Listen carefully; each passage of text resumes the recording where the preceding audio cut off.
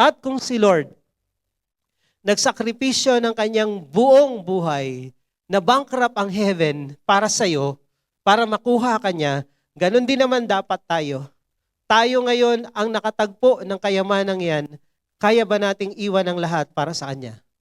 Kaya mong iwan yung pangarap mo para lang makasunod kay Lord?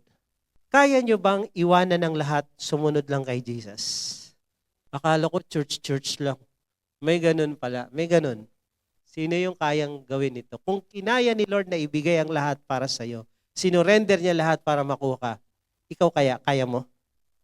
Tayo yung merchant, tayo yung tao, nakita na natin anong pinakamahalaga. Ang pinakamahalaga hindi yung asawa mo, hindi yung anak mo, hindi yung negosyo mo, hindi yung trabaho mo, si Jesus. Kaya hindi pwedeng si Jesus huli. Busy kasi ako sa trabaho kasi yung anak ko walang maghahatid.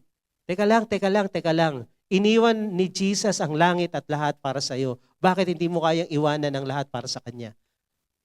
Ang magmahal sa Kanyang magulang, kapatid, anak, nang higit sa akin, hindi pwedeng maging alagad ko.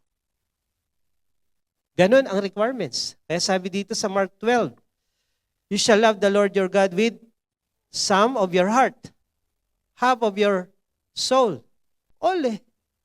All your heart, all your soul, all your mind, all your strength, all. Nung minahal tayo ng Diyos, tinubos tayo ng Diyos, all. Binigay niya yung all.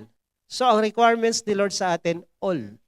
Kaya sana all. So, can we give our all just for Him? Kung yun ang ginawa niya sa atin, dapat in return, ganun din yung gawin natin sa Kanya. So, can you give to God all your talents, time, treasure, your money? Kaya niyo bang gamitin yung mga talents to serve the Lord dito sa church? Kaya niyo bang gamitin yung oras to serve the Lord, to start Bible study? Kaya niyo bang gamitin yung pera niyo to help the work of the Lord? Kung mahal mo si Lord, ibinenta niya lahat sa iyo. Dapat ganun din tayo.